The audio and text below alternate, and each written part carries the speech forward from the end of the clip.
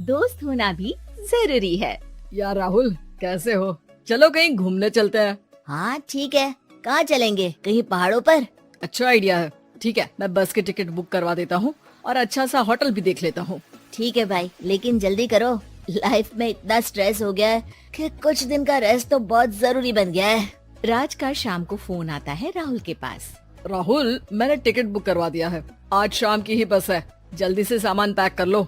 ठीक है, सामान तो मैंने पहले ही पैक कर लिया है।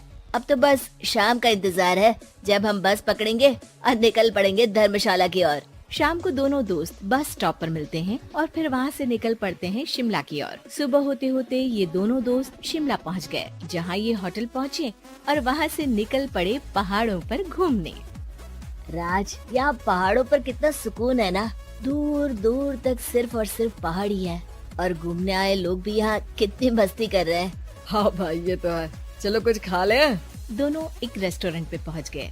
वहाँ इनकी रेस्टोरेंट चलाने वाले लड़के से दोस्ती हो गई, जिसका नाम जितेंद्र था। जितेंद्र, तुम यहाँ कब से हो और रेस्टोरेंट खोलने का प्लान कैसे बनाया? अरे भाइयों, मैं तो यहीं का हूँ। बस बाहर कुछ साल के लिए गया था नौकरी करने और फिर लौट आया और अपने यहाँ ही रेस्टोरेंट खोल लिया। पिछले 6 साल से यहीं पर हूँ। अरे लेकिन जितेंद्र, एक बात तो बताओ, रेस्टोरेंट ही क्यों? कुछ और काम क्यों नहीं? अरे भैया, अपना तो ये मानना है कि आदमी दुनिया में कहीं भी हो लेकिन उसे भूख तो लगेगी ही, और इसके लिए उसे खाना तो चाहिए ही। यानी ये धंधा कभी मंदा नहीं पड़ता, इसलिए ये काम शुरू किया था।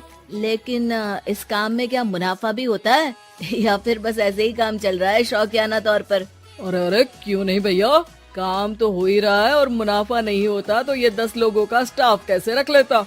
वैसे आप भी क्यों नहीं इस बिजनेस में हाथ आजमाते हो? हाँ, आइडिया तो अच्छा है, लेकिन हम लोग तो सिर्फ यहाँ घूमने आए हैं और हमारे पास इतने पैसे भी नहीं है।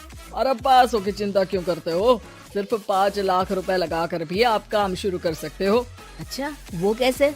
अरे आप रेस्टोरेंट में मेरे पार्टनर बन जाइए, जो मुनाफा होगा वो आधा आधा बांट लेंगे। राज को ये सुनकर अच्छा तो लगा, लेकिन राहुल को इस ऑफर में कुछ दिक्कत लगी। उसने कोने में ले जाकर राज को समझाना शुरू किया। अरे राज, पागल मत बन, हम सिर्फ यहाँ घूमने आए हैं। ये ऑफर के चक्कर में क्यों पड़ रहे हो? कुछ काम शुरू ही करना होगा तो दिल्ली में शुरू करेंगे, यहाँ शिमला में क्यों? अरे बेवकूफ, दिल्ली में 5 लाख रुपए में कौन सा काम शुरू करेंगे? यहाँ शिमला में इतने कम पैसों में काम शुरू कर लेंगे और 1 साल में मुनाफा लेकर वापस भी चले जाएंगे। ओहो, अरे भाई, तुम्हें जो करना है करो, लेकिन मैं इस बिजनेस में तुम्हारा साथ नहीं दे सकता। याद रखो, हम यहाँ सिर्फ घूमने आए हैं, वो बिजनेस करने नहीं। और इस जितेंद्र पर वैसे भी मुझे ज्यादा भरोसा नहीं हो रहा है। अरे तुम्हारी यही तो दिक्कत है, तुम्हें किसी पर भी भरोसा नहीं होता, लेकिन मुझे तो है। मुझे पता है कि इतने कम पैसों में मुझे जितेंद्र अपना बिजनेस पार्टनर बना रहा है। अरे लेकिन क्या गारंटी है कि पैसे लेने के बाद जितेंद्र तुम्हें बेवकूफ नहीं बनाएगा? अरे मुझे तो है, मैं कुछ नहीं जानता।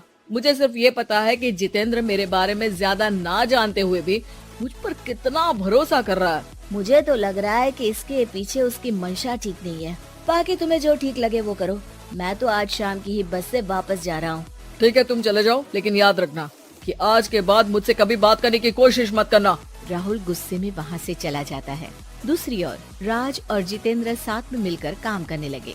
राज ने अपने घर से 5 लाख रुपए ये कहकर लिए कि जल्द ही वो 2 गुने पैसे कमाकर 6 महीनों में लौटा देगा। कुछ दिनों बाद, भाई जितेंद्र, तुमने 5 लाख रुपए तो ले लिया है, लेकिन काम में बहुत तेजी नहीं दिख रही है।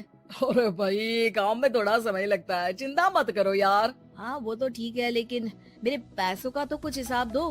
कहाँ लगाया तुमने? अरे बड़े आए पैसों का हिसाब मांगने वाले। वो तो शुक्र मनाओ कि इतने कम पैसों में मैंने तुम्हें काम पर रख लिया है। क्या कहा? तुमने मुझे काम पर रखा है? अरे मैं तो तुम्हारा बिजनेस पार्टनर हूँ।